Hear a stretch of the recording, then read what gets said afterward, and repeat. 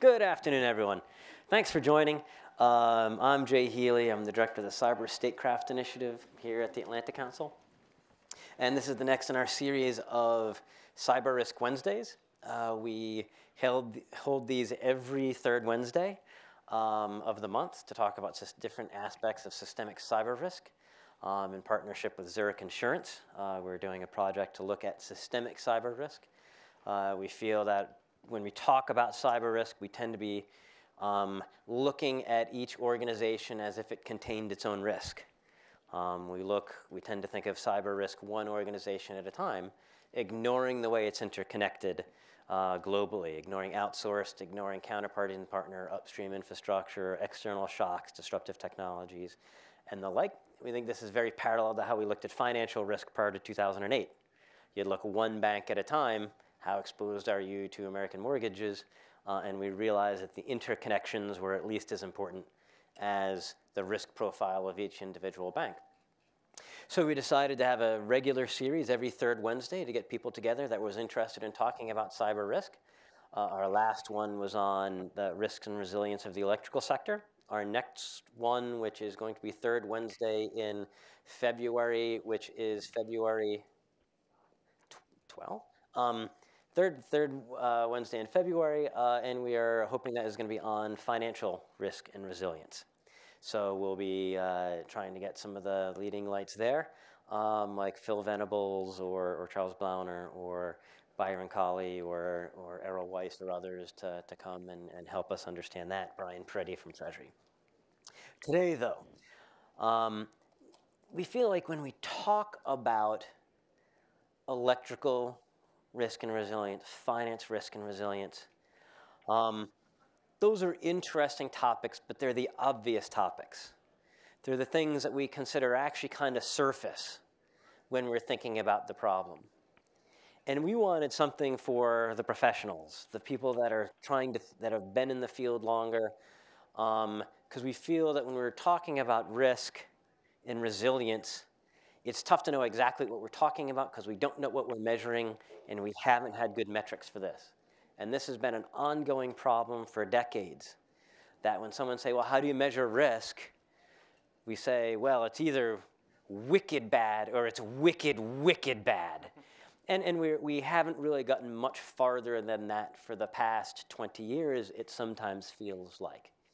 I'm happy to say that that is only the surface, that there is good work that's being done, and that's what we're here to talk about today.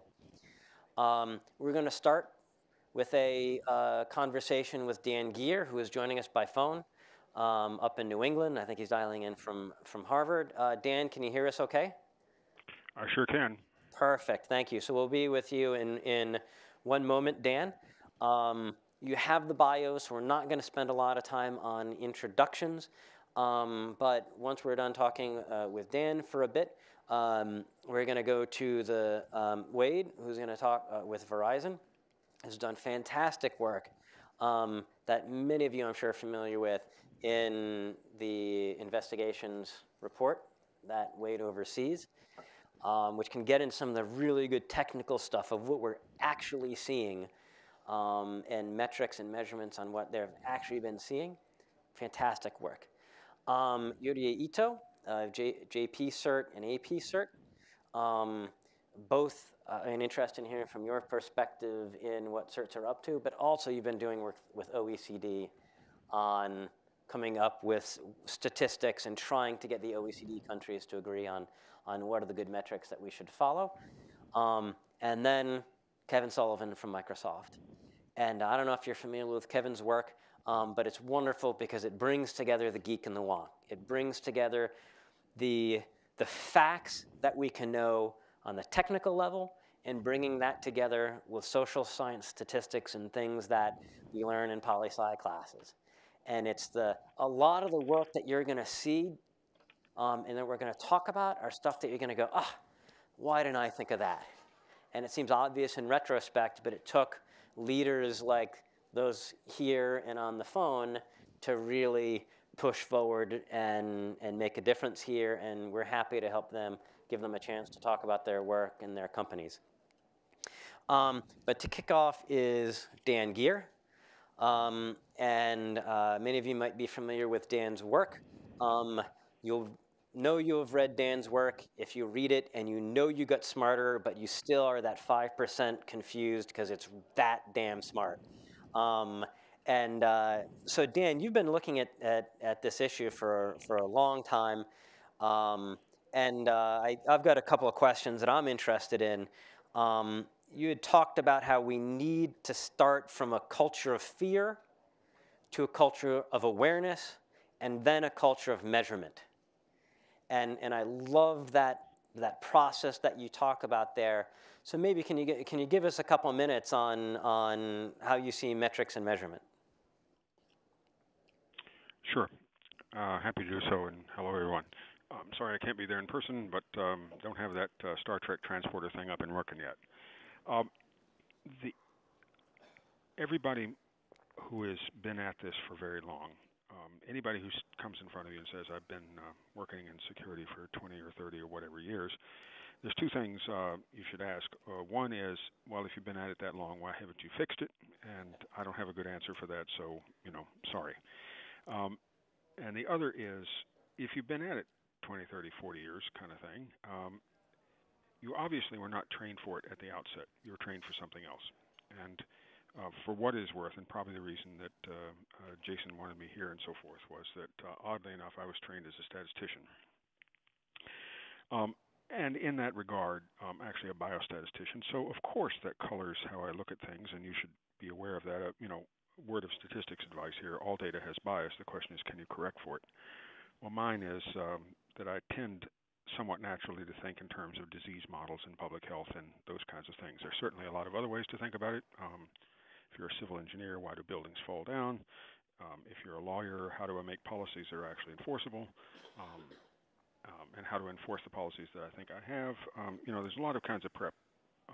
And I think one of the things that's fascinating about cybersecurity is almost any hard-thinking skill that you already have can probably find some application here. So, nevertheless, my bias, and hence the way for you to correct for it, is that I come out of the public health world. That was a long time ago, but nevertheless. The quote that Jason gave is one I wrote quite a long time ago, and I stand by it. In the meantime, progress has happened, and in particular, there are very hard questions that require measurement that we are as yet unable to approach. I'll leave those aside for the moment, because the ones that we can approach, of course, are the ones we should be doing. Cybersecurity is full of folks who quite naturally want to boil the ocean on the first go. That isn't going to happen. The kinds of measurements that I think are relevant here, and in fact the whole reason that I would have a regime of security metrics at all, would be for decision support. None of us here, I suspect, are natural scientists like Darwin in the Galapagos, or somebody trying to identify new species in the jungle. Instead, why would we measure this stuff? And the answer is because if we don't measure it, we'll be dumber. We'll make dumber decisions. And I'm quite insistent on that. Call it a bias if you like, but nevertheless, I'm quite insistent that the reason we're trying to measure is for decision support. So to a degree, measurements that don't contribute to decision support don't interest me as much as ones that do.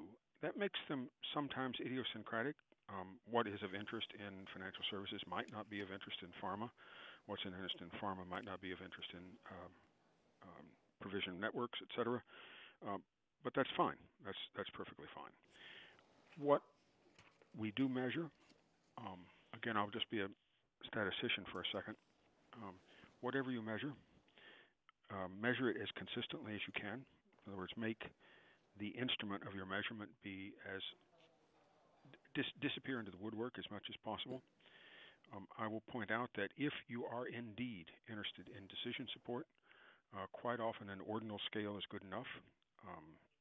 A nominal scale is fish and bicycle. An ordinal scale is ABC.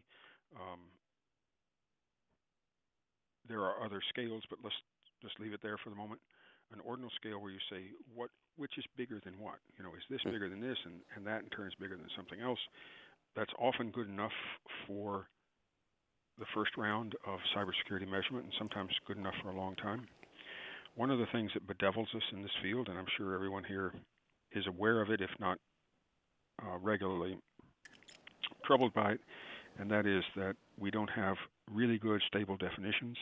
That is to say, if I walk into a large room and ask everybody to write on a sheet of paper their definition of a vulnerability, I'll probably get N over 2 definitions, whatever the size of the room is. I'll probably get half as many definitions as there are people in the room, or something like it, even though NIST, for example, has done a lot of work on trying to come up with good and stable definitions. That, again, encourages me to say that what we're measuring for is decision support, not natural science. And in particular, if you have an instrument for measuring much of anything, and you're not altogether sure how good it is, but at least you're sure that it is measuring a component of what you think you're after, like, for example, how many vulnerabilities do we have, like, for example, what is the rate at which our firewalls fire, etc. As long as you have something like that where whatever the error is not correlated strongly with what you really think you're trying to get at, then I would submit that trend analysis is generally good enough. Trivial example, but absolutely trivial example. If you walk out on the street and ask the first policeman, you say how much cocaine is available for sale in the city, there's no way on earth they can measure it. They report to you a number, and there's no way on earth really that they can measure it. But what they can do is tell you whether the price is going up or down. And if the police are trying hard and the price is rising, it may well be that they're having an effect. If the police are trying real hard and the price is falling, then it is probable that whatever the police are doing is not particularly important. That is, in a sense, what I mean by trend analysis and decision support. And when I know that Wade will be speaking in a moment, I look at the DBIR, his work product, for what are the trend lines. I look for a lot of things at what are the trend lines. Let me suggest a couple of questions that I don't know how to answer, but the trend lines would still be good enough. And that is, for example, there is no doubt that in the last 10 to 15 years, we, that is to say all of us in this field, have made exploits harder. There was a debate only a couple of days ago between a guy who's really good at making exploits and selling them and a guy who's really good at cybersecurity and crypto, that is to say Dave Ito and Matt Blaze. And one of the questions is, are we getting good faster than the opposition is getting good? Are the exploits that are being put out improving in their effectiveness as fast as we are improving in our defensive effectiveness? Or are they going faster, are they going slower? I'm not quite sure how to measure that, but that's an example of where whatever that trend is, I would find instructive for the purpose of making decisions. Everybody likes to ask, how much should I be spending on security? That's a wonderful kind of question. How much should I be spending? It is, a fundamental question. It's the kind of question that, CFOs want to know the answer to, if nobody else. But I think lots of people want to know the answer. Well, when you think of it in the way that I'm trying to describe, you will frequently run into folks who want to do something along the lines of, quote, cost-benefit analysis.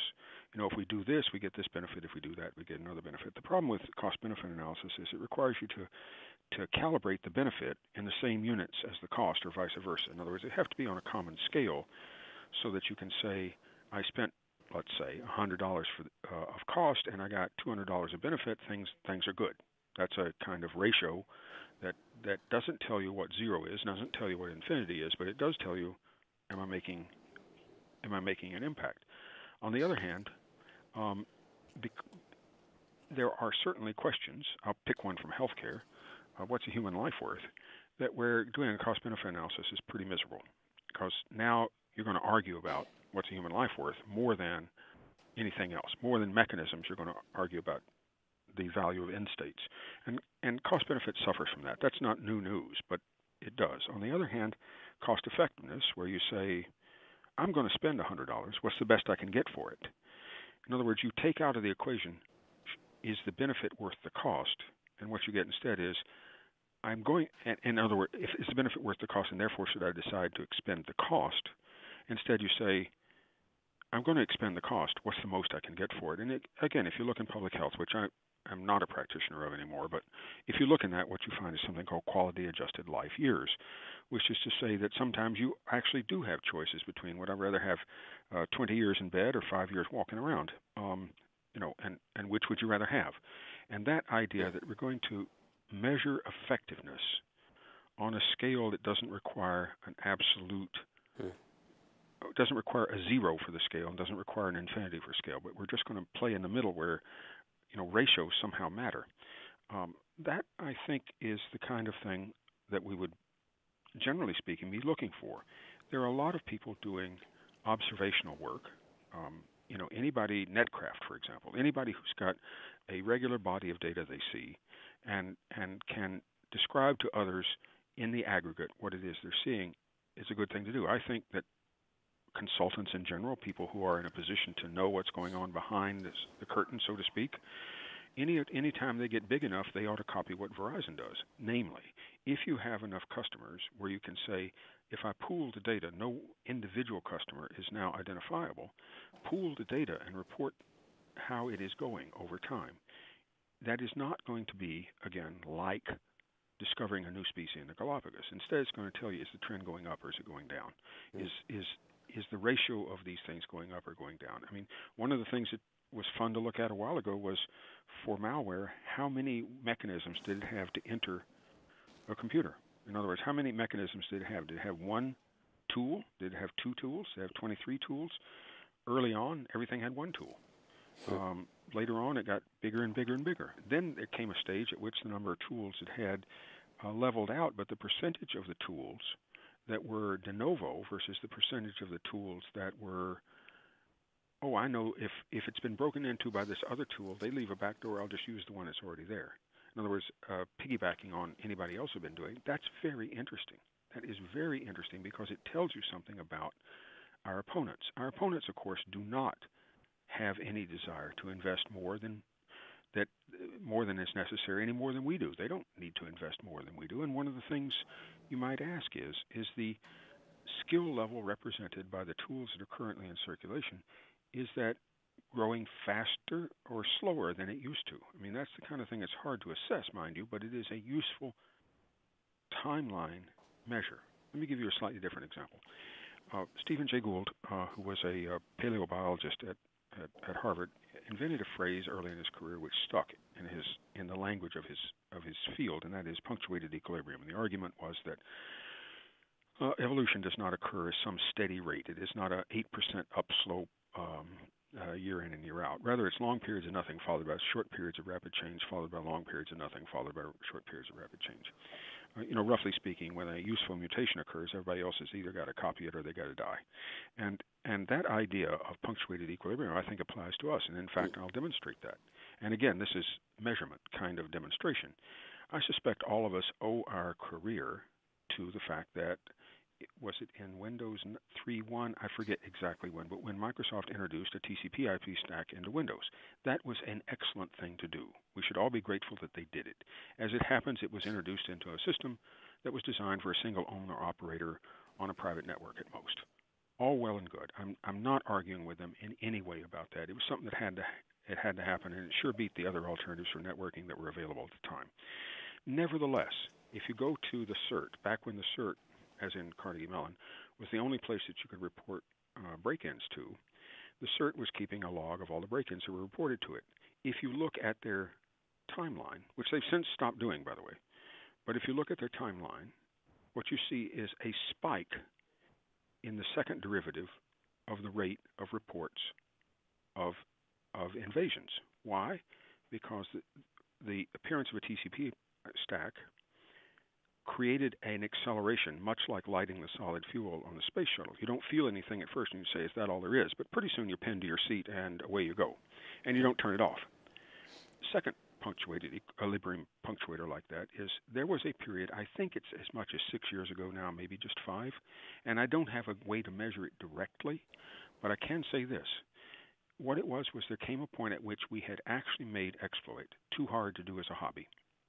And suddenly the people whose pay, if you will, for doing exploits was bragging rights went out of the picture, and the people whose pay, if you will, was actually something more substantial, like dollars, entered in. So we had this kind of seemingly instantaneous turnover from adventurers and braggarts to professionals.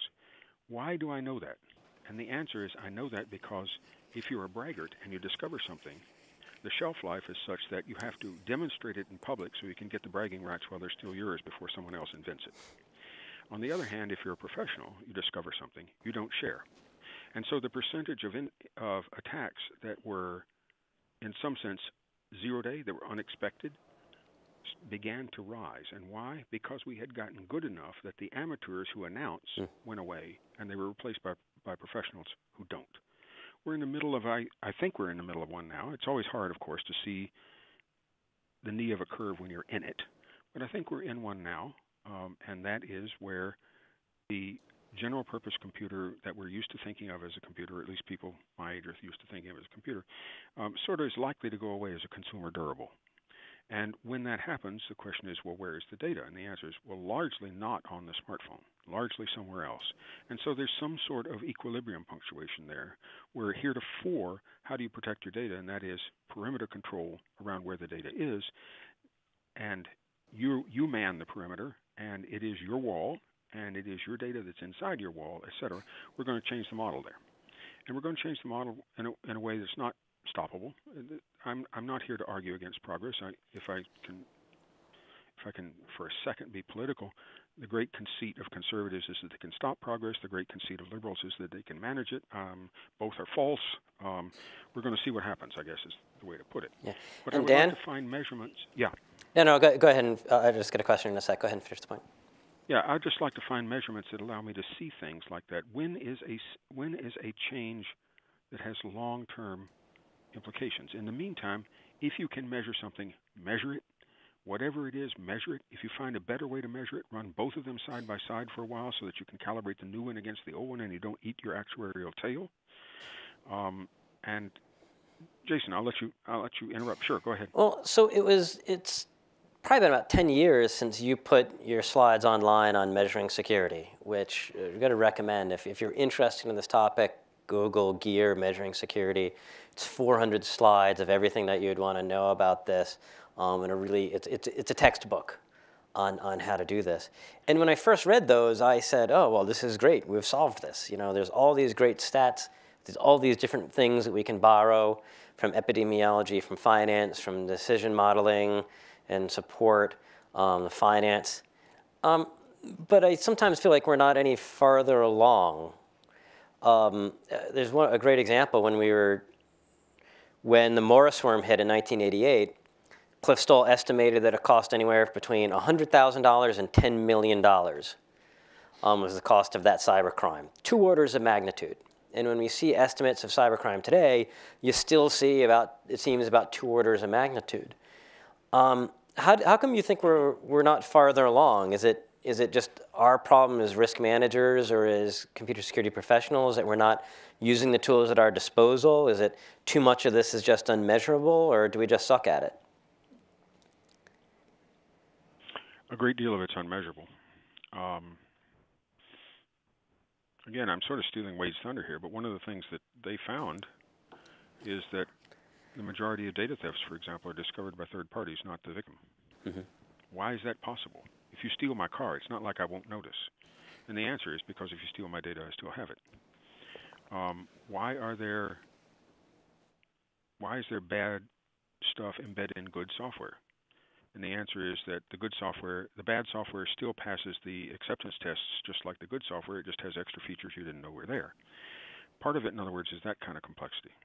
But let me try something slightly different. If you check into the hospital with, if you're sick and you check into the hospital, you have a great deal of medical privacy, unless what you show up with is smallpox or the plague or Chagas disease, in which case you don't have any medical privacy because those are reportable diseases, so-called, and you lose your medical privacy and everybody swarms all over you, and frankly, all your contacts get swarmed all over as well and so forth. Of course, the question is, where did this come from? And it spreads. Not to get carried away, but what does Ebola kill? And the answer is the family members of the first infection.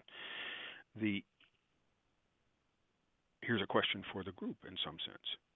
The very thing that you were getting at there, Jason, which is one of the examples of we don't know X.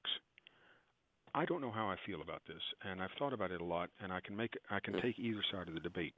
But do we want or do we need a mandatory reporting regime for cyber break-ins? You know, if you crash a plane, the NTSB shows up. If you show up at the hospital, like I said, with typhoid, the Public Health Service shows up. Do we want that here? Because part of the problem with silent failure, which is I think silent failure cyber is about the only place that you can get silent failure at the level that you get it. We don't learn from it. When that unfortunate pilot yanked the tail off the plane a week after, or a month after 9/11 and crashed into Queens, we learned from that. Nobody's yanked the tail off a plane since then because we learned several things about that.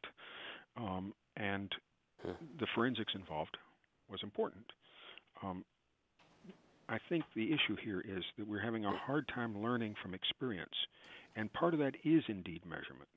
And I'm not sure whether it's we don't know what to measure, or to measure would require a level of policy change and surveillance and all those things that are, frankly, in the air right now.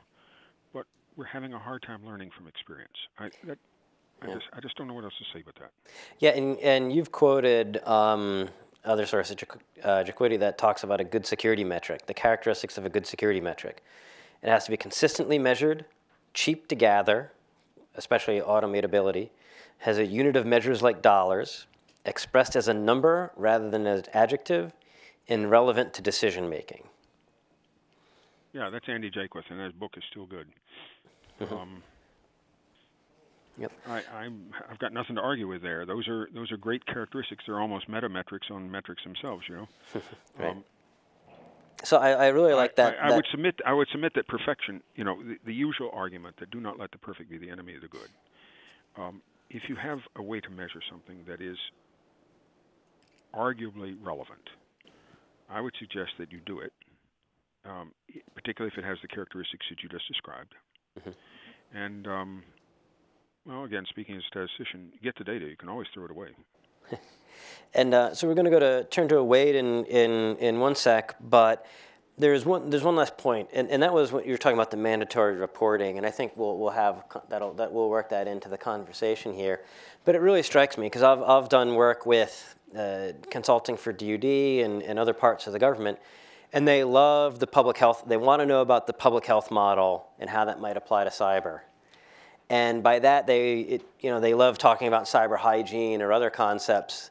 But having read your slides and talking with you, I try to get across that actually, if you're talking about public health, the understanding and measuring and not worrying about causality, if you can be effective without understanding causality, and how much measurement and mandatory reporting fit in as being part of the public health model. And I find that government folks done, no, we don't mean that part of the public health model. We don't mean the part that epidemiologists think is important. We want to talk about cyber hygiene. And so I found that as an observation. I don't know if you have any counter observation or any thoughts on that. I think you're absolutely correct. I think you're absolutely correct. If I can be a public health guy for a second, this is the first time I've been a public health guy in years. If I can be a public health guy for a second, part of your problem is that a great deal of infection is occult. Subclinical infections of the common cold virus are pretty common. That's how it shows up in people who don't seem to know anybody who has a cold right now. We have a lot of subclinical infections in this space. Chris Weisopel at Vericode, humorously, but I think he might be correct, notes that in all probability, a machine that has become part of a botnet is under better security control than it was before, because before it obviously wasn't resisting the botnet entrance, and afterwards the botnet owners are better at this than you are because they view it as an asset to a degree that you evidently don't by observation. The occult infection aspect maybe is the place that we could begin with that if you're the DoD or whatever. Now, Jason, correct me if I'm wrong. If you're in the defense industrial base, there is a regime that does matter in this regard. Yes. I'm getting some yeses, some yeah. I mean, there might be a regime and whether it's effective. Okay, so that's a great kickoff, and Dan, we'll be coming back to you, not least to hear about the index of cybersecurity, which is one of your efforts on this. But I wanted you did a great introduction for Wade and the DBIR. Wade, can you I would love to hear about the DBIR and. Sure, and I'll I'll try to tailor it to, I think, just the topic of measurement in general. So if you're not familiar with it, you can find it.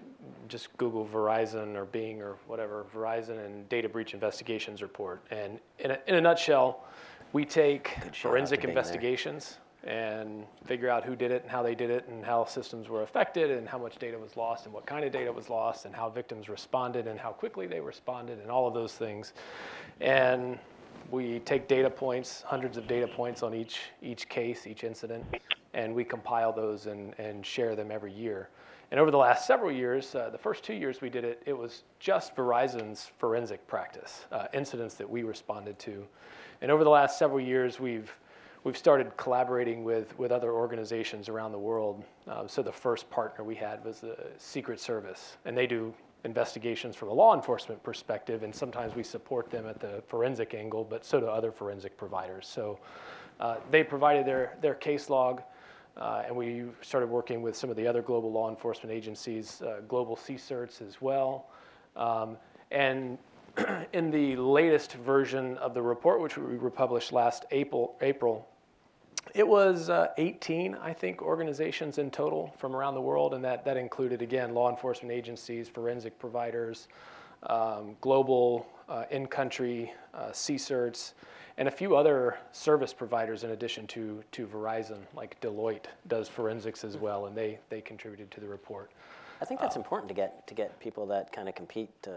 Yeah, I do too. And I was going to talk about that, in fact. And so anyway, I went too far into what it is. That's what it is. It looks at what's going on in the world in terms of security incidents. And this path got started. It's interesting. Dan was a statistics background and biostatistics. I started out in the field of biology, and I remember the first project that my professor put me on, which was, I hated it. But he was working on this project where he was trying to figure out if an infestation of zebra mussels, which was a non-native species, into these lakes were killing off the invertebrate population in these lakes. So my job as the research helper was to sit with a macroscope and count invertebrates out of petri dishes. And that's what I did like for hours on end. And as terrible as that job was, I don't view it as all that different than what I do now, strangely enough, because I'm always staring at my computer and I'm just picking little bugs apart from incidents and taking them out of the petri dishes and counting them and putting them in other petri dishes and classifying them and putting them on the shelf, and so maybe it helped in some reason, but you got it. Verizon says hackers are invertebrates. You got the headline right there. Right. So I started looking at this modeling and measuring issue 10 years ago. I was in grad school, and I thought, what I really want to do is optimize security spending. I would like to come up with a formula that someone could apply and in decision support, and just take in. They have a certain amount of dollars to invest in security, and they have certain systems and all of these things, and you get a formula, and it's all pretty, and it comes out, and it's obvious, right? Well. That was extremely naive in retrospect, because I found out very quickly that my issue wasn't necessarily the model. It was the way I solved the model was a nonlinear equation and things like that. So it was a little bit messy, but it was solvable. The problem was that there was just no data to drive or validate the model. And so since then, I feel like I've just been trying to collect data. And I like the quote that Dan just said, get the data, you can always throw it away. So in a very real sense, the DBIR at Verizon and pretty much everything I've been doing since then is just trying to get as much data as we could. In other words, we started the DBIR because I wanted to understand which kinds of incidents happen more than others. It's a very simple question, right? If I'm going to invest in certain security controls. I need to know something about the threats that are out there and the rate at which those threats occur. And there was surprisingly little information like that 10 years ago. Go ahead. So Dan has said the only security metrics we're interested in are those that support decision-making about risk for the purpose of managing that risk. Yep. So I know which stats are my favorite out of the report. What have you found when you talk to people that has been the most influential statistics or facts that you're reporting for risk? You know, it's really changes every year. I find this interesting. So when we started that, there was no, we just asked the question, all right, we have an excellent source of data here because we at that time I was not part of the forensic team. We just looked across and said, hey, where could we get this information? And those guys respond to incidents. Let's team up there and see if we can get management to okay the overhead involved in taking these data points out. So we started asking questions like, well, what would you want to know about an incident? You know, let's pretend you could figure out anything about it and save it. What would you want to know? So we did look at, NIST had a framework at the time, and various other things. And of course, people want to know who did it and things of that nature, how they did it. And so getting back to your question, you know, that has always been evolving. In fact, my team tells me they just cut me off because I always want to tweak that and add things to learn. But it makes ongoing measurement hard. But anyway, the first year we published that, I remember some people were furious that, sorry? What year? 2008 was the first year that we published that report, and at that time it was a 5-year retrospective, so 2004 through 2007 data. But the thing that really seemed to resonate with people then was the fact that we showed about an 80-20 split between external attacks and internal. So in other words, we found that 80% of all incidents were tied to external actors instead of internal actors. And man, I mean, some people were really mad at that because they said, no, you know, we've known in security forever that 80% of risk is insiders. And you know, maybe that's true. Maybe that's just a false belief we've had for a long time. But you know, I also said, well, be careful here because what I'm counting is not risk. You know, I'm counting frequency, which is part of risk. And if we said that 80% of attacks come from outsiders, it could still be true that 80% of risk comes from insiders. You know, so we haven't studied this question well enough. But anyway, that year that was very interesting. Also, the things about I think you already mentioned them about 3/4 of attacks, at least, are found by someone other than the victim. Yeah, that was astounding. Has been consistently right? interesting. Yeah, and it's been, in fact, I think the slides that were handed out, there's a graphic of that over time. And if you view how much change in the sample set has been evident in the time we've been doing the DBIR, the fact that we've always found that is pretty remarkable. And that's really interesting, because you know, Dan was talking about the trends, and sometimes even if you don't know the number, knowing the trend can be really important. And I think that's so interesting as you've gone from your very small set to a much larger set. That because companies that might use your services are already a specific kind of company. I mean, it's already self-selected. But as you broaden that out to Secret Service and others, I think that would stop. I'll tell you, my favorite stats in those were especially the ones that said how long they were in your system before they got detected, how long before once they were detected it took to get booted out, and how many of these were difficult attacks. When I come back and write about those stats are consistently the ones that I come back and talk about. Can you talk about those for a bit? Yeah, so that was, in fact, I think that was a late addition when we were collecting those. We just said, you know, it'd be really interesting to know how long these things broke out into, and so we started collecting that. But yeah, you know, the average is months, 5 or 6 months on average between the time when a victim is compromised initially and then they discover that compromise. And so, you know, that brings up so many questions about, you know, why is this? And I think Dan hit it on the nail on the head when he said, well, it's because their data is still there. There was nothing wrong with the operations of the system. It's not like a denial of service attack or an outage where all of a sudden your web server's not working anymore or taking clients can't get to the site. The problem here is the data's still there, it still works, everything looks pretty, and you don't realize it until maybe fraud starts showing up or other things like that. So I think those are some really interesting findings, and I think that it has helped us to realize in the security space in general, which has always been prevention minded. Keep bad things from happening. Keep bad things from happening. As other companies have found this, TrustWave does a similar report. They found similar findings in that it takes a long time. Mandiant has found that as well. It takes a long time to discover incidents. Every report I've ever read says that. And I think it started to shift the focus from just prevention to detection and response. And I think we have at least as many products on the market in the security space now in the detection and response side as the prevention side, which is new to my mind in the last 5 years. And in my brain, I don't think this probably happened this way, but when I think about your stats about how long they were in before they got detected, how long they were after they were detected before they got kicked out, and my brain connects that directly to Lockheed Martin and kill chain. Sure. Because Lockheed Martin was saying we've got to interrupt that chain of how they get in, and to me that ties in together. So I've got one of the thing that came in here is Richard Baitlick, if he was here. I love because he comes down to a single metric. Yep. He says, sometimes a lot of the security metrics we talk about are like comparing the height of different basketball teams, or how fast they can run, 40 yards, or when the main statistic is, are there bad guys in your system?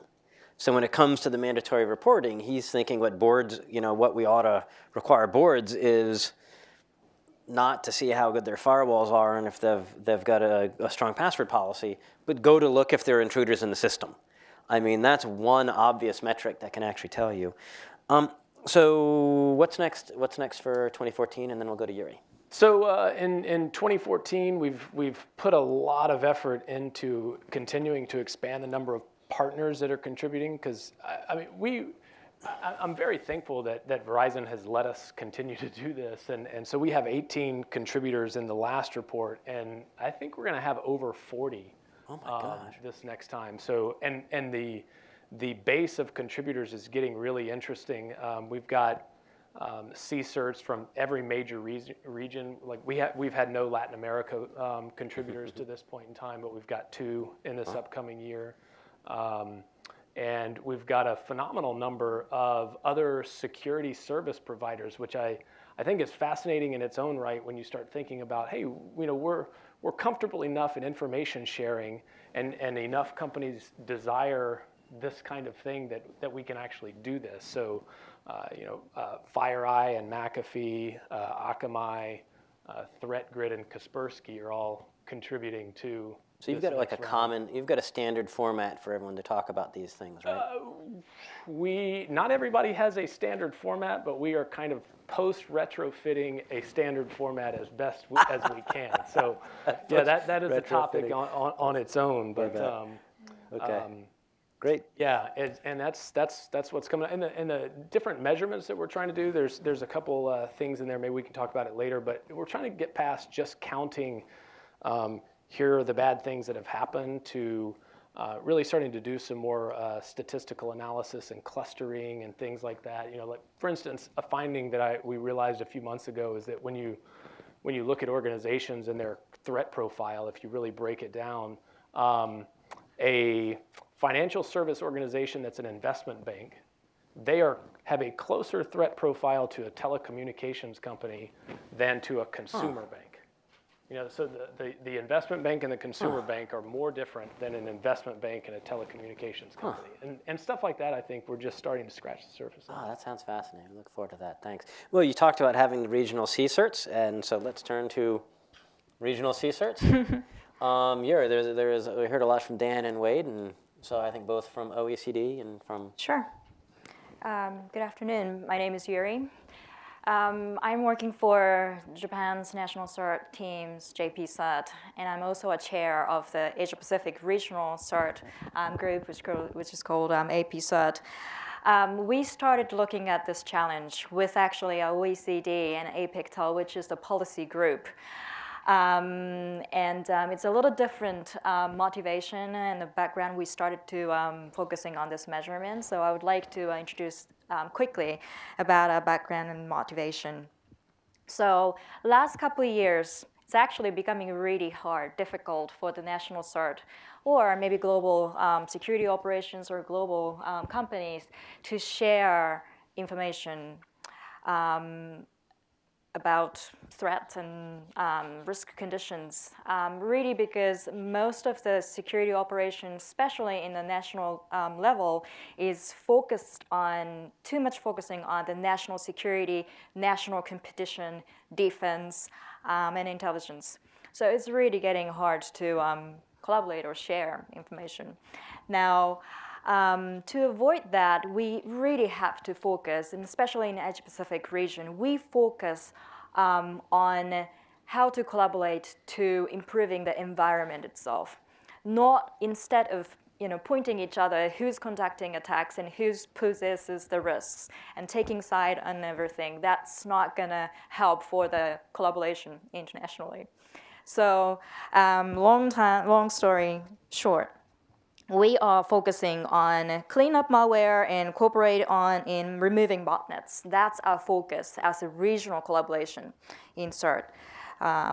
So when we're starting doing that, of course, you need to measure the impact.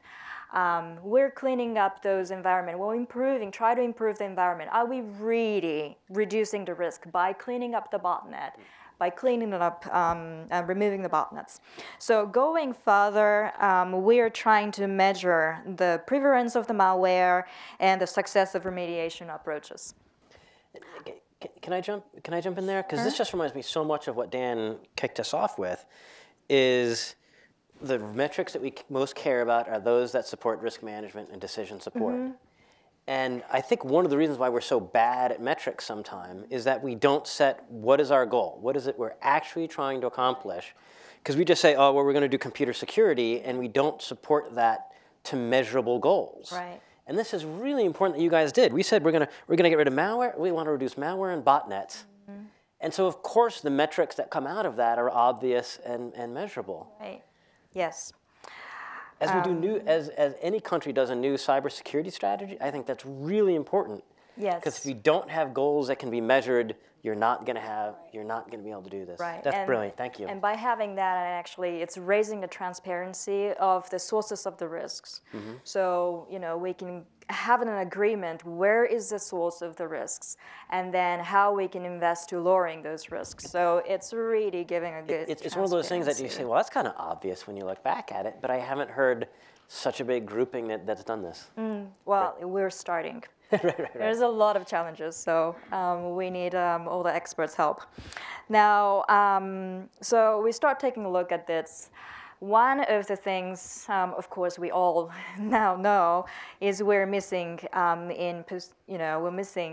is strong sources of data, cross-comparable and robust enough to develop the statistics to measure the risk level nationally and globally. So, and this type of metrics in risk measurement is really essential for policymakers to evaluate the policy impact, potential policy approaches.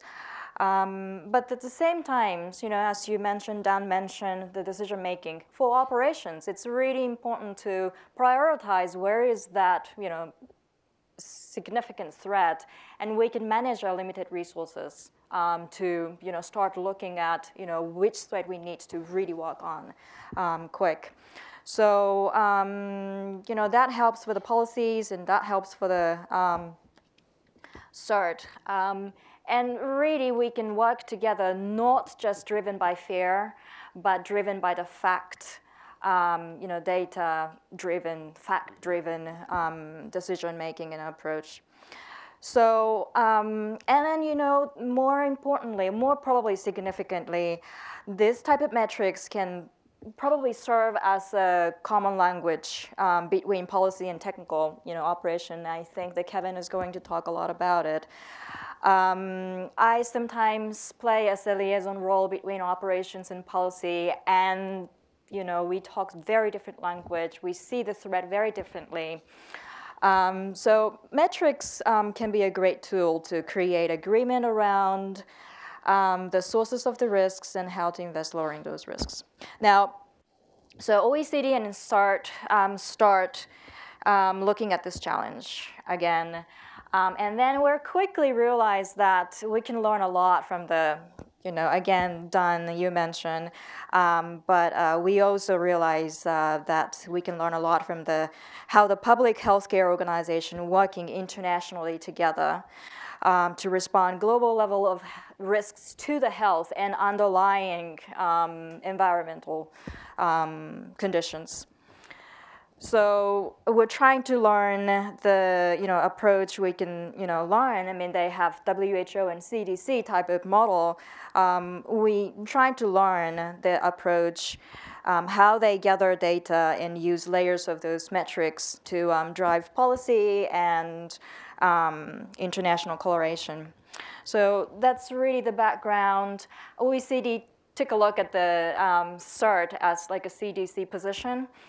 National CERTs are probably in a good position because we have trust from the policy, trust with the industry, working closely with the industry and access to that the data on the risk conditions. But CERT itself does not have a good data. Those CERTs are publishing all the statistics, annual statistics, but these are really about performance metrics. These CERTs are receiving how many incident reports, how many vulnerabilities, how many threats we are seeing, we've been reported.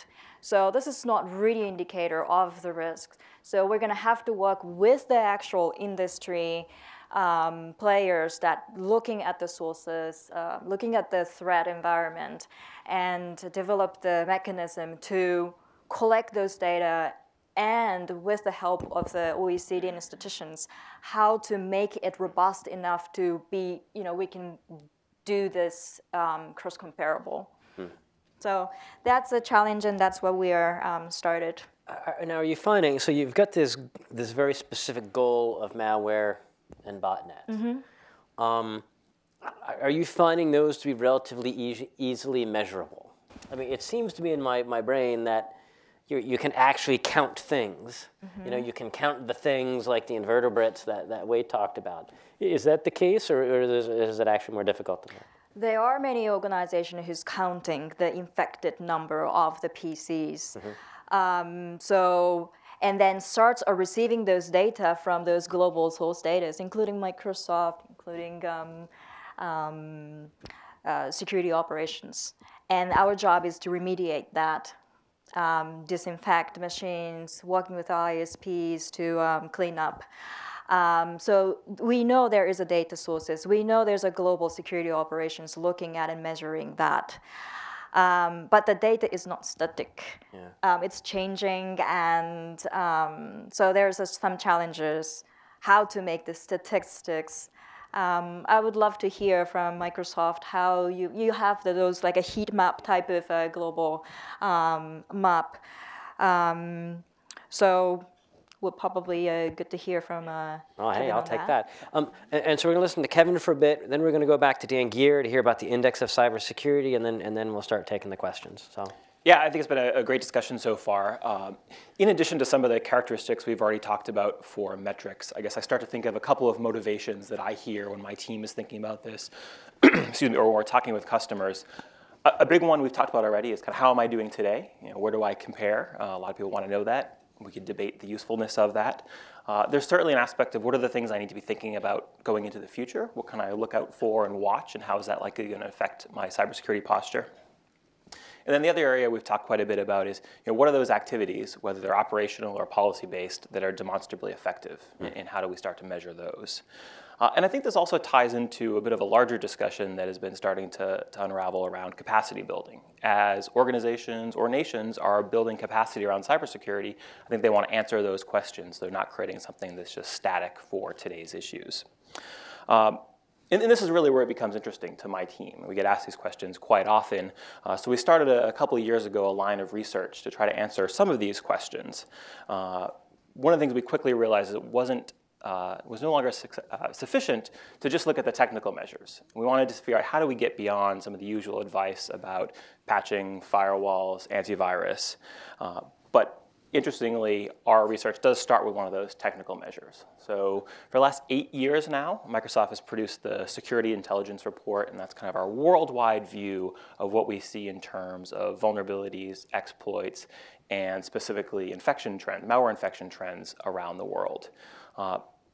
When you step back from that, and I'll say it's a very good source for if you're thinking, what's really the top threats in my country, what are the most vulnerable applications, you can really get some good tactical information there. When you step back and look at it perhaps at an executive level, you get the heat maps that Yurie mentioned. And I look at those and I say, okay, we got a bunch of countries that are yellow, red, in between. Well, what's the difference there? What are the things that would lead to one country, say Finland, which has one of the world's lowest malware rates, versus a Turkey or another country who has one of the highest ones? And why is that? And that's the type of questions that we set out to answer. And that was what led to our first paper, the Linking Policy and Performance, that came out about a year ago. When we started to dig into that data, I said, I want to look at some non-technical pieces, because I had to believe there was something else going on there that might explain part of this. And we started to do the analysis. You did see that. You could do some correlations and see that increases in malware, better performance, which is actually a lower malware rate, was correlated with things like broadband penetration, PCs per individual person, even GDP. But that wasn't necessarily the most actionable thing that I could go and say, well, if you just increase this number, we think we would see malware go down. So we continue to push through with it, and we're able to actually predict which components led to the malware rate in a particular country. And from that, we could kind of see how countries performed relative to our prediction. And you had these three clusters that come out. You've got countries that are outperforming what we would predict. They have relatively low levels of infection. You have countries that are right on par with what we would predict. And then you have countries that have a higher level of infection than we predicted. And so it was those outliers that were interesting to me. I said, there's probably something going on there that's not fully represented in the data. And that let us step back again and start to test that against some of the other policy measures that we saw. So it was interesting to see that in that high-performing group, the vast majority of them had done things like signed or ratified the Council of Europe Cybercrime Convention. They had also signed or ratified or participated in the London Action Plan. And they had significantly lower rates of piracy. And that was exciting to us because we looked at those as things that we could go and show policymakers and say, these are the things that we're seeing in these countries that are higher performing. So I mentioned that was about a year ago. We have a follow-up to that paper they're actually going to make available online tomorrow. I have copies here with me today. We thought a lot about how do you follow up something like that. And a lot of those measures like GDP and even broadband penetration, they don't change that much year to year. Interestingly, the malware rate does. So we looked into it a little bit more. One more time? Sorry. I think you just said something important there. The malware rate that we're seeing is changing, and it's rather volatile.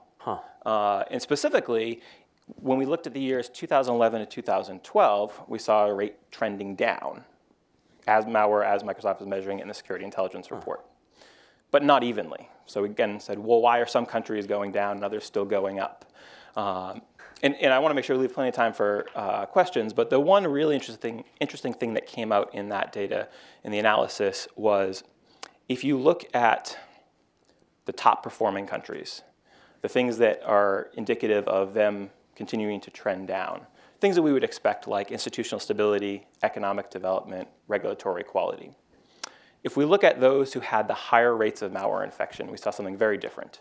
And that was that as they added technical capacity, whether it's broadband capability, mobile usage, just internet users per capita, they saw an increase in the malware rate. So the takeaway for us there is that don't stop adding those things. Certainly we want to see that happen, but recognize that there's potentially increased risk in those early days. Yeah, that's fascinating.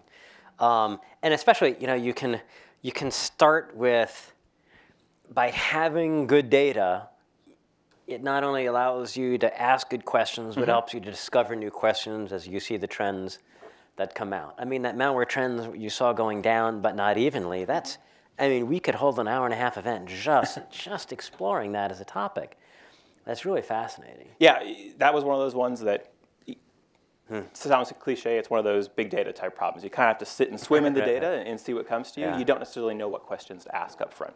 And it reminds me of a point from Dan, when he had his measuring security slides. He talks about let's steal wherever we can. I mean, there are these good mindsets of how to look at data and interesting questions. And one of the ones that I've always liked, it comes to you, we know that if we have a security mindset, then it's not in our interest to ever wire up Africa and Latin America. I mean, it's just not going to be in our security. And that's also obviously the absolutely wrong thing to do. Of course, it's going to be a better world for us to do that, but thinking about computer security doesn't get you there. But we know that, for example, China and the United States are going to pollute, but we want the greatest GDP per unit pollution. And to me, it's like, well, we want Africa and Latin America and these other centers to connect, but we want the lowest number of malware per. And so we can think about emissions density and these other statistics. Yeah, kind of relative to where they are in that point of maturity, yeah. Perfect. Okay, Dan, if you're still with us, then can you talk a little about the Index for Cybersecurity? 3,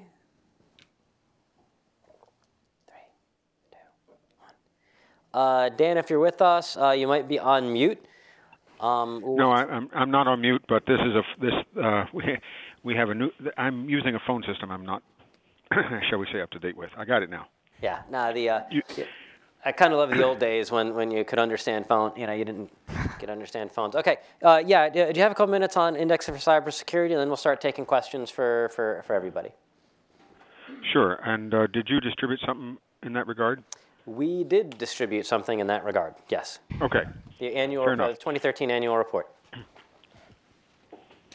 I'm not going to walk my way through that because we don't have the time, but I will say to everybody here, with a colleague in New York at a bank in New York, we decided we wanted to do an index in this space. And one of the difficulties is we don't have stable definitions of things, so how do we deal with that? Another thing, of course, is that people are loath to reveal anything about cyber insecurity, either with respect to the firm and themselves, and all the caveats that anybody here could come up with. So what we have here is a thing very much like the Consumer Confidence Index. That is to say, we ask people's opinions. We do it once a month. We have a stable group of people whose opinion we ask. In that case, it's more like the Purchasing Managers Index than it is consumer confidence. And the stable set of people, which, by the way, may I say, anybody here who qualifies, I would love to have your help because we never have enough, just sort of by definition. Everybody who answers this is, well, not necessarily the title CISO, but somebody who's frontline, in other words, who has operational responsibility for cyber and therefore knows the state of the world without having to be told, just can say, well, this is what I'm seeing. So we're looking for that class of people. They all answer 24, I think it's 24 questions. The numbers changes slightly over time, but not by much. The questions are pretty stable, I mean really stable over time. And we can swap a new question in or swap an old question out, just in the same way with the Dow Jones Industrial Average. You can replace one firm with another, and the index doesn't fall all over itself. There's a way to do that. And we're in fact trying to be as boring as possible. That is to say, we're trying to make it such that no one can argue with our result by saying, well, this is an artifact of your method. So everything I'm telling you is completely prosaic, boring, survey research type stuff. The 20 questions we ask, every one of them is a 5-point Likert scale, meaning in the last month, has malware gotten better, gotten worse, gotten a lot better, gotten a lot worse, stayed the same. Every one of them is the 5-point scale from a lot worse, some worse, static, better, a lot better. All of them are that form. And the advantage of that is that the individual's own definition of what is malware, what's a vulnerability, what's, whatever we're speaking of, as long as their own personal definition is stable, they are not lost in space and having a new definition every third day. As long as they have a stable definition, what I'm getting is a change from month over month. Mm-hmm. And I can average those together in a way that, again, is completely boring. And at the end of the month, at 6 p.m. on the last calendar day of the month, we publish the number. And we publish it to the world. Everybody can see it. People who are respondents, we give them a detailed analysis every month of how the answers were and so forth. And frankly, because they're giving us a little of our time and a little of their data, the only way I have to pay them is to give them, if you want to call it pay, I don't know if you want to call that, or the only way to be polite is to exchange a gift with them. In this case, it's a detail report. They all get it. We don't keep that secret. They can give it to their peers and so forth. We just sort of rather that no one publish it, simply because then what do I have to give to people who are nice enough to play? And the answer would be nothing. Now, the thing you have as an annual report is an attempt to write a lot of that up, and I'm hoping it's self-evident, but if it's not, my contact information is probably on it somewhere, or certainly Jason knows how to find me, and we can go on from there. The thing that you might find interesting is that month over month, the total risk as we measure it, and this is a risk index, so up is bad, like in golf, up is bad. That the total index has been rising reasonably steadily ever since we began. And you might say, that can't be true. It's got to rise and fall, doesn't it? Well, the group of CISO-type folks that we're dealing with are not saying that. They're saying that a steady rise is what they see. Now, they say it in a way where in any given month, which of the 20 questions or which of the 3 of the 20 questions or whatever are most persuasive, have the biggest impact on the result, does change, and change a lot. My guess is by next month there will be a whole lot of changes in the way they see risk of nation states, for example. I'm suspecting people will, to a degree, react to the current news. That's all right. Every month, in addition to the 20 questions in calculating the index, all of which, again, is intended to be boring, we also ask one special question. Every month we ask a special question. One of them, which I think was last September, but I can't remember for sure, was in fact inspired by DBIR. We asked, have you ever discovered a data breach not involving your firm but somewhere else? Have you ever stumbled across someone else's data breach? And what we got, Wade, was 55% yes, confirmed, and 15% yes, unconfirmed. That adds to 70%. That's pretty close to your number. Yep. And I would suggest that is corroboration. We'd be happy to do other things like that. If people have special questions that they wish we would ask, or they know somebody who should be playing this game with us or whatever, I'd love to have you in touch. By the way, we offer as close to anonymity as we can offer, and I can describe all that. I don't have time, but we put a lot of effort into making it non-traceable, which includes, for example, it doesn't matter if there's more than one person at one firm who's doing this. They'll never know that both of them are. And there are 2 air gaps involved in my and my colleagues' respective kitchens. It's manual labor here and there as well. We're doing the best we can in that regard.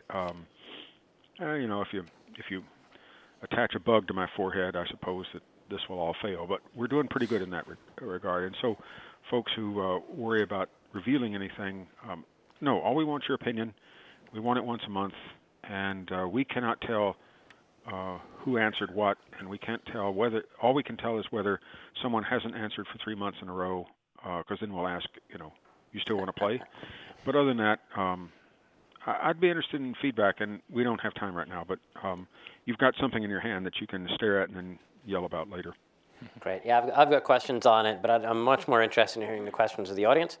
If we got metrics, our goal was to talk for about 45 minutes, so I think by that metric, yeah, we hit that. Okay, so really curious about questions for Dan on the phone or the other panelists. Okay, while we're collecting the questions, Dan, I also know you were doing work on decision market, and curious to have an update on decision market. For anybody who doesn't know what that term of art is, it's also called a prediction market. It's where you have a market in the same sense as a stock market. Only by which he means what I meant to say was prediction market, so I used the wrong term. Yeah, no, they're called decision markets as well. In fact, Robin Hanson, who I view as the leading expert on this, in fact, calls them decision markets. He's at George Mason down the street there. You should probably talk to him. A prediction market is where you have synthetic, if you want to call it that, securities, and they're traded in a way where by a couple of suitable assumptions, you can say that the current price is a reading on the probability of the event. So the most famous ones of these, one of these, hands down, probably is University of Iowa does a presidential prediction market every 4 years, in which people, if you want to call it bet, that's fine, where they bet, if you will, on who will be the next president. And these are treated like they were futures contracts, if you will.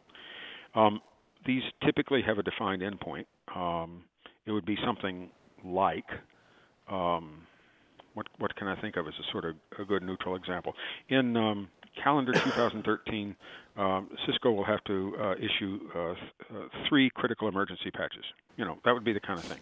And at the start of the year, the price of that, well, let me put it this way. All the contracts would be $1. That is to say, at the end, if the event has occurred, or when the event occurs, then the people who hold that contract get $1 for every contract they hold.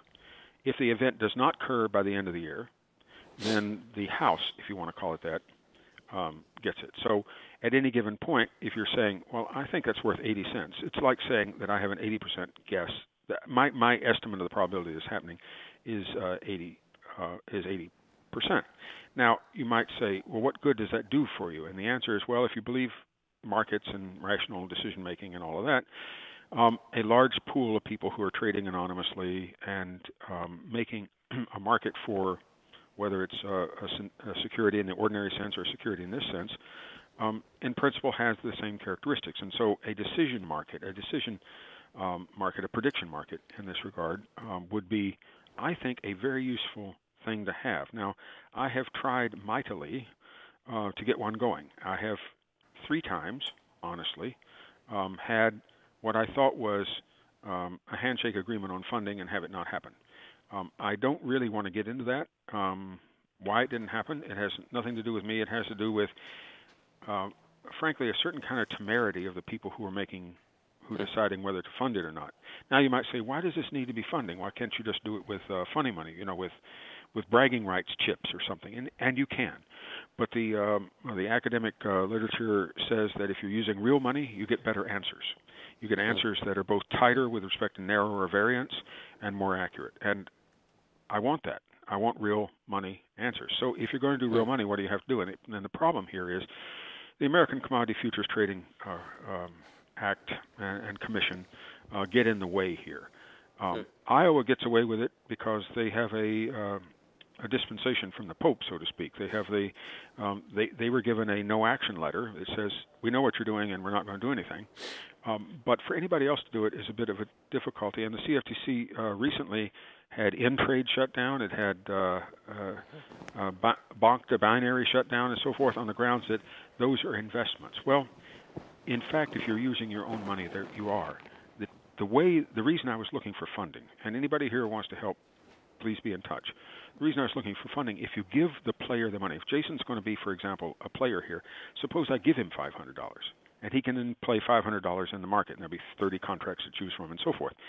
It isn't his money, so it's not an investment. Hence, it escapes that issue. If the entity running the market was a not-for-profit, meaning couldn't be argued that it was a for-profit casino, it escapes the other problem, which is internet gambling law. That all being said, that's all hypothetical because I haven't gotten off the ground despite 5 years of trying and 3 what I consider to be near misses of people pulling out of the wrong. I had fun. Entities pulling out at the right. I had fun when we did the last beta. Okay, we're going to go to Mark Sox and then to Matt, and then we're going to bump over here to Matt Fleming. Geer. Thanks, Jay. Mark Sox, also from Verizon. Thanks, Wade. You're doing a good job. Listening to all this and thinking in terms of resiliency, security, et cetera, and taking measurements. Everything I'm hearing so far tends to be a retroactive look. In other words, we're measuring what we were. We're not measuring what we are, and we're certainly not measuring what we could be or will be. That's that predictive nature. Why? Is it because all we can measure is what we've been? Is there no way to measure what we are? Something that as a leader I can look at and say here, like the concept of health. As an individual, I can look at my medical records and I can see whether I was healthy a year ago, and I can look at certain, but I can use those same sorts of things like body weight, mass index, whether I've got a cold, I can use that right now to determine whether I'm healthy at the moment. And I could even adjust my lifestyle so that I can be healthier in the future because I'm measuring very specific things about my body. Why can't we do that with cyber? Why is it only a retroactive look? And it seems to be things we're measuring that we can't measure right now that could give us a current state upon which I can, as a leader, make decisions about my future. You see where I'm going with that? Yeah. I have a few thoughts on that. My perspective is that for a very long time, we've at least been attempting to measure where we are. In other words, I think probably the longest running measurement in cybersecurity is some form of a checklist on how you're doing on certain controls, an audit, or whatever form it takes. In other words, we've been measuring where you are at in terms of your security assessment for a very long time.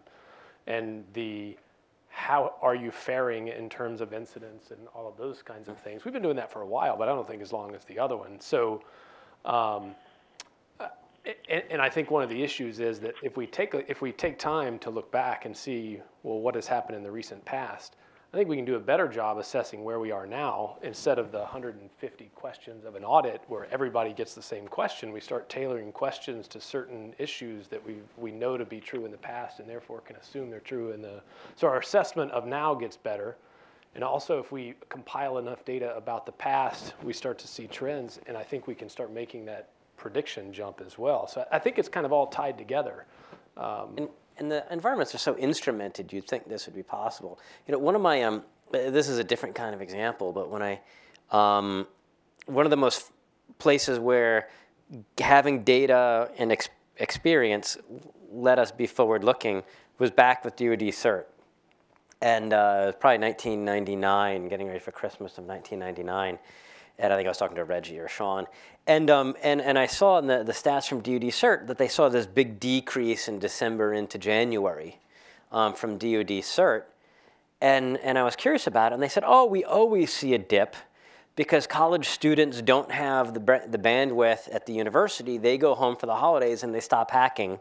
You know, they've got other things to do, hang out with their friends, and they don't have high bandwidth. And at that time, I was the predictive warning guy at the Joint Task Force Computer Network Defense. And so this casually dropped fact of, well, of course DoD sees fewer attacks during these 2 months. I was like, oh my God, like that's really important. Because the decision support was having a general that says, is it okay for me to send people home for holidays? Or, can I minimally staff during the holidays? Or am I more likely to get attacked during this time? And once we had that data and that experience, we were able to put it together and say, general, it is, you're probably going to be safe because generally we see a dip.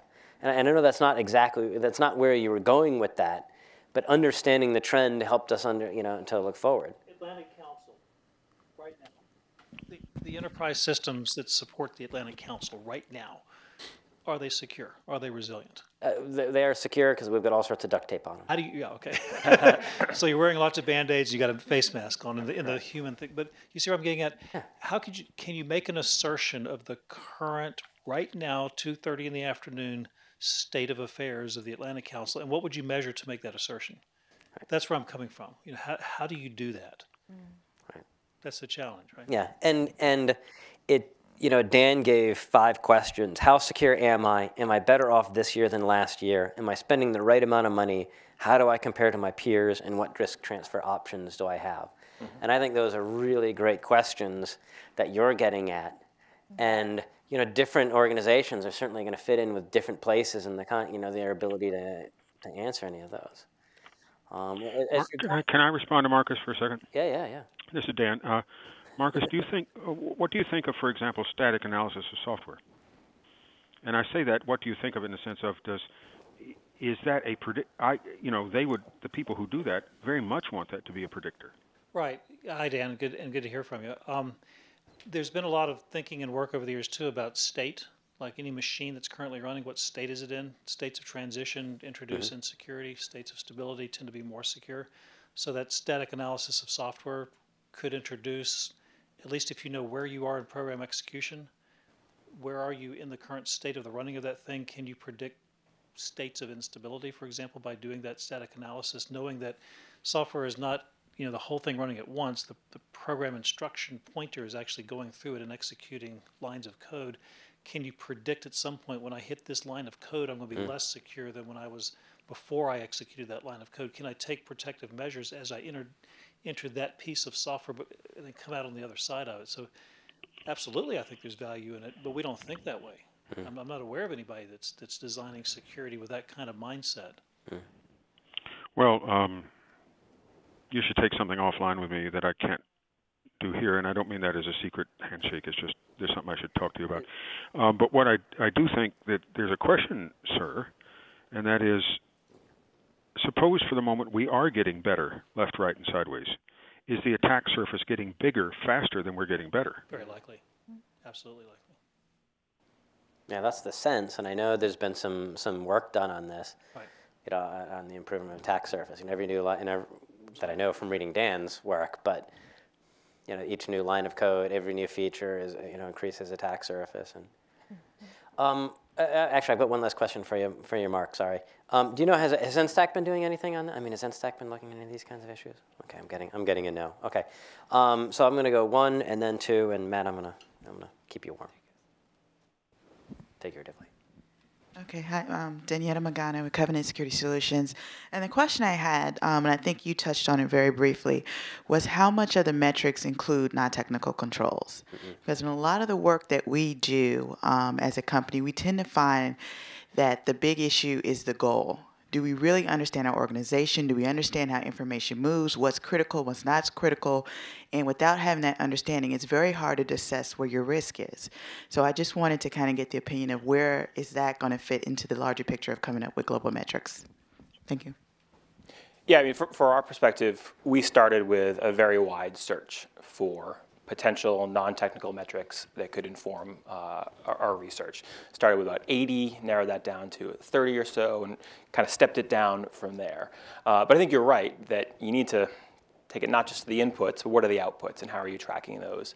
The other comment I'll make around that is an area that I think we as a community could do more on is how are we measuring some of the policy decisions that are made? And those another category of non-technical decisions.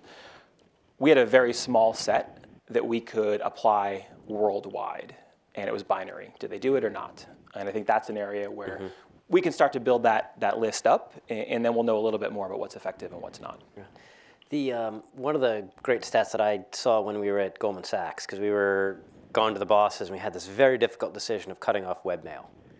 Huge issue, because you can imagine everyone wanted to be checking their personal emails. Those days before ubiquitous smartphones. But the one decision, so we did a test, and you saw the amount of malware. I mean, the curve just fell off a table. It was an incredible elbow in this curve. And so, I mean, this went to the risk committee. I mean, this went to the partners that are overall judging the risk of the firm. And it was incredibly convincing to them to say, yes, absolutely, this was the right decision. And it was one chart, one graph. We were here, it dropped like this, and I was astounded. I'd be very curious to see if password strength, if BYOD, I mean, there's got to be, I'm wondering how many of those others have such a simple chart where you can see the impact of one policy decision.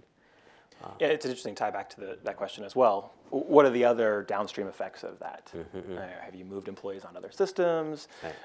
I don't think in that environment, but is there a morale or people change their hours because they can't get into what they need to do? It would be interesting to study. Yeah, and it strikes me especially because to me a lot of the Pentagon that doesn't allow smartphones to come in, people don't have another way to check their email. They have to use webmail. You've now got port 80 open to all sorts of malware that can come in over port 80 that you're not able to as easily monitor. And I think that's a very different environment than the average business today and the things that they face with BYOD and open access. Yeah, great. Good question. Sir? Hello, I'm Al Blackburn. I'm an Army officer at Army Cyber Command. And obviously, I'm not a statistician. My background as an Army officer, I've seen us try to implement these type of measuring effectiveness in Iraq and Afghanistan. I've seen it struggle, really struggle with it in very complex environments. So my question kind of goes to how do we validate causality between what we're measuring and the conclusions we're drawing? Going back to the original example that Dan gave, if the police are working really hard in a city and the drug price goes up, is it because of their actions or is it because there's a drought in Colombia, for example, that may be influencing the drug price. So if Dan or Wade or anyone could help me understand how we validate that causality. Yeah, the validation of causality. Dan, can you, did you hear the question okay, Dan? Yeah, I could. The gold standard in the medical world is dose response, so-called, meaning if you double the, whatever it is, the dose, the input, do you get double the response?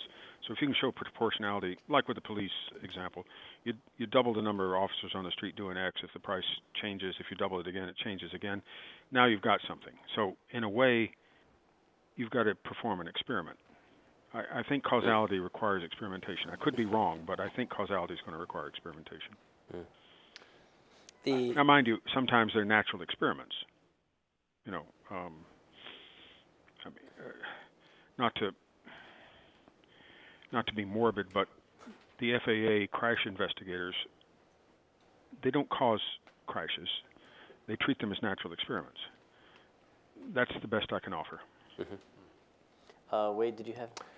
Yeah, I was just going to say that I am not aware of a study in the security industry. I've wanted to see something like this for a long time, but you know, if you took 100 organizations or so over a several-year period and you monitored all of their controls, their expenditures, all of their incidents and things like that, I think you could start to get to what you're doing. And until we get there, I think the best we can do is the natural experiment approach, where I'm observing, but you know, even in the limited amount of data and observational field that we see, you know, there's a lot of things where we have to sit back and say, okay, you know, that's gone up.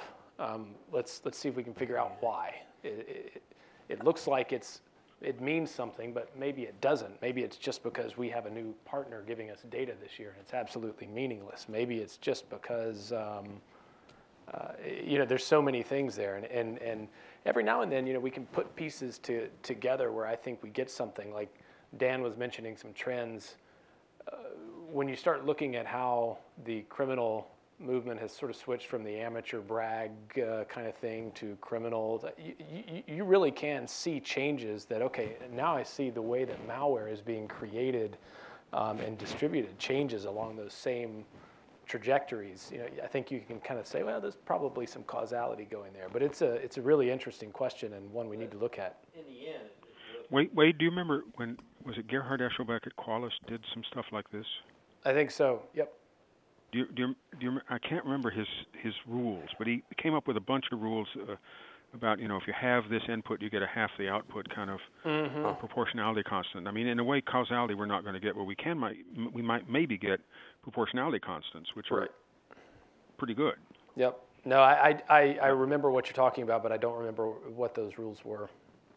Well, that's very interesting. But going back to what you're talking about, Wade, it sounds like and in the end, it's a judgment call based on experience.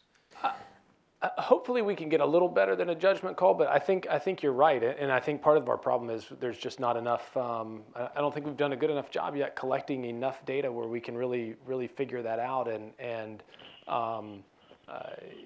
you know, you guys are doing some really interesting things with the country by country, you know, and trying to pick out, well, what really are these factors, you know, and do our predictions work, and are they holding true over time? So. Yeah, I think in this measurement business and security, we're sort of fairly early on. I've got a couple comments. Yeah. Kevin, do you want to jump in? Yeah, right. Okay. So one is you can also do some overlapping. I mean, that's one of the things that I liked about Kevin's work. I mean, you expect there's going to be some correlation between where a country stands on the failed state index and the Transparency International, but I mean, you know, I think by having those overlapping stats, you can help control for that. Also, to some degree, you even gave your own example. I mean, you said, you know, if the price of cocaine goes one direction or another, you can look and you can get some smart people around a table and you can say, what are the factors that might go into this? And then you can see if you can rule them out. I mean, and I think Kevin a little bit talked about, hey, we got these exceptions. We have some outliers that, you know, if we start thinking what might have driven this down, you can go and see if you can control for those factors. And last is to Dan's point, we might not have to depend on what life gives us when it comes to this, and because we've got things like HoneyNet Project. And I'd be really concerned, you know, really interested. You know, the folks at HoneyNet have done some interesting work And it might be interesting to see, all right, as we can look at these things, can you get honey nets that are sophisticated enough that you could play these different variables? You know, you've got 3 different honey nets, and you control for things like password strength and other areas, and just see what happens when they're put into real world conditions. So, Forrest, Ian. So as I was listening to this, a question started to form, and I'll try my best to put this in the form of a provocative question. But hearing the different analyses or attempts at analyses, different attempts at measurement, I've been hearing different levels of aggregation, levels of analysis here. And so I'm wondering if we've reached any type of consensus or convention on what are actually the more appropriate levels of aggregation, such that we can get to some, as Dan was mentioning, some type of better level of, relative level of security. On one end you'd have the individual computer, on the other end you'd have all the computers that are interconnected somewhere in cyberspace. Probably the appropriate level is somewhere in between. Is it the nation? Is it by industrial sector within a nation or across nations? Is it somehow related to physical interconnectivity? In the index of cybersecurity, I think that's just who wants to volunteer to contribute. So have we been thinking all about what really is the levels of aggregation that would be provide us some effective insight, such that we can kind of work towards that for more precise measurements? I'll throw out some thoughts here and interested in what others have to say. I don't have I think a clean answer to the question, but I will say that we are struggling with it in what we do. So for instance, we collect a lot of data, and then we try to report on the data. And if I just tell you, well, standing back and everything I can collect across all industries, coming from anywhere, any kind of, I can give you some statistics.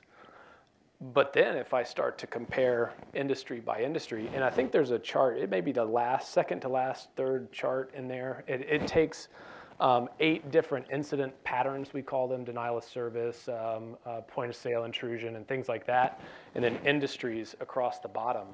And that story changes quite remarkably industry by industry. And even within industries, it begins to change if you look at individual organizations, or if you split finance up into different types of financial companies.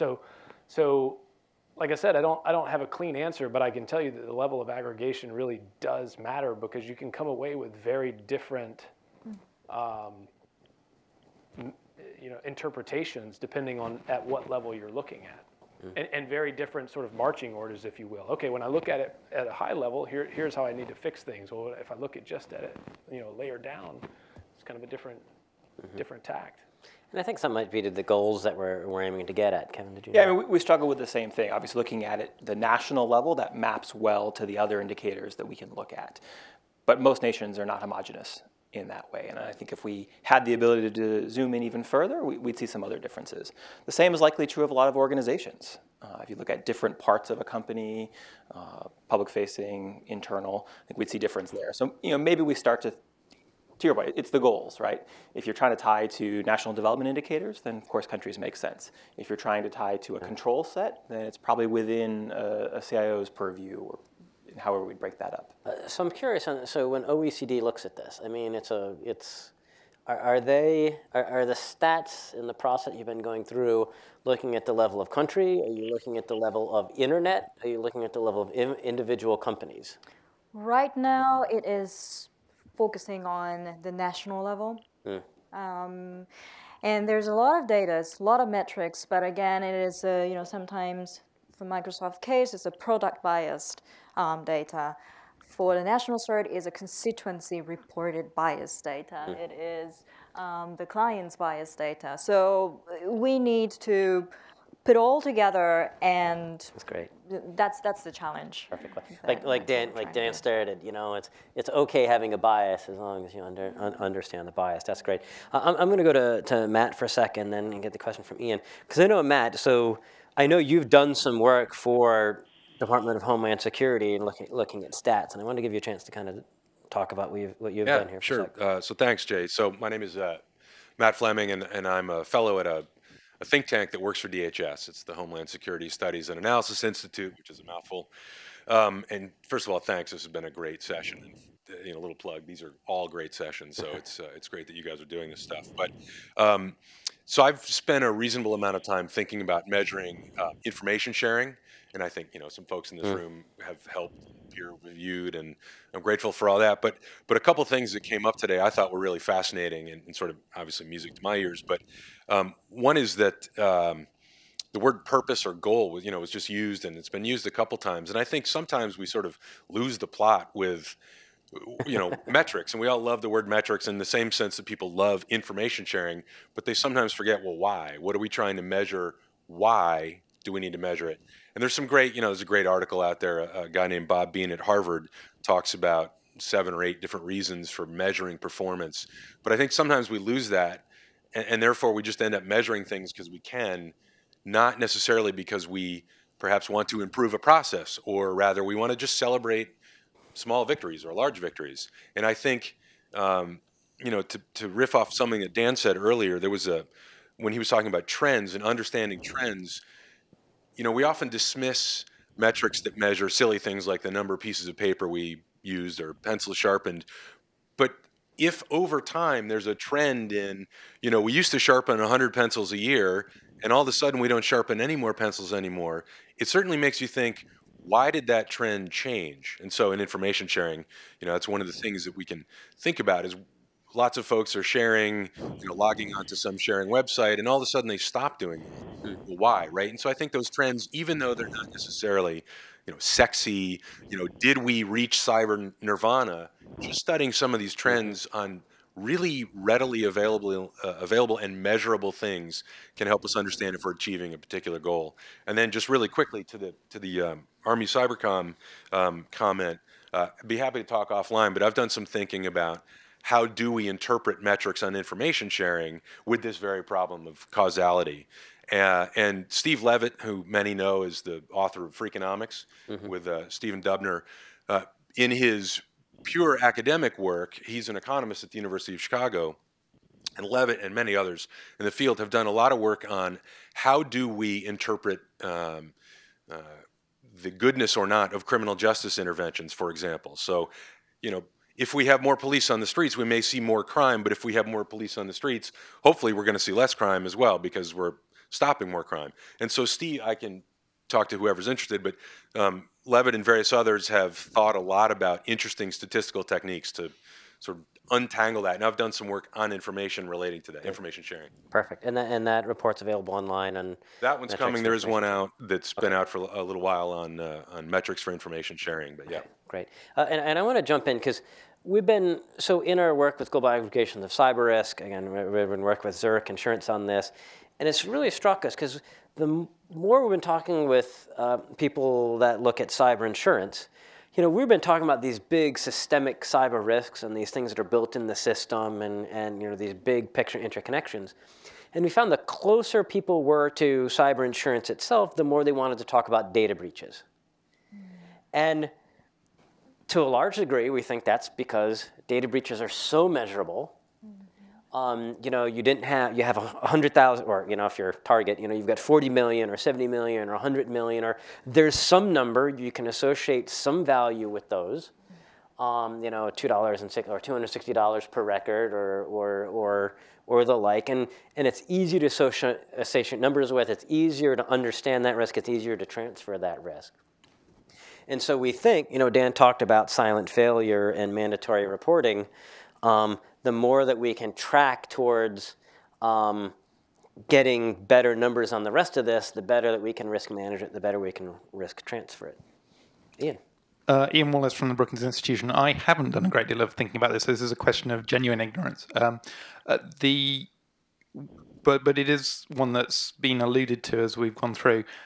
How does the changing nature of the environment, the internet, affect the process of drawing up metrics over time? So you have the emergence of the Internet of Things, or at least more and more things with IP addresses and physical cyber convergence, which both changes, I guess, what you have to measure and also what's important to measure. And I'd love your thoughts on that. I'm going to go to Kevin first. I'm going to ask Dan for comment and then see if anyone else. Because Kevin, I mean, a lot of your data, I think, comes off of Microsoft products. I tend to think of desktop computers for that.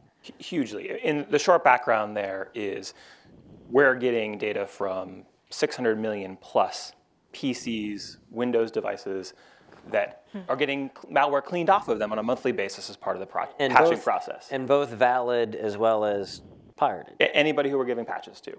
Yeah. But as you rightly mentioned, the universe of things that are connected and potentially vulnerable is getting much, much bigger than that.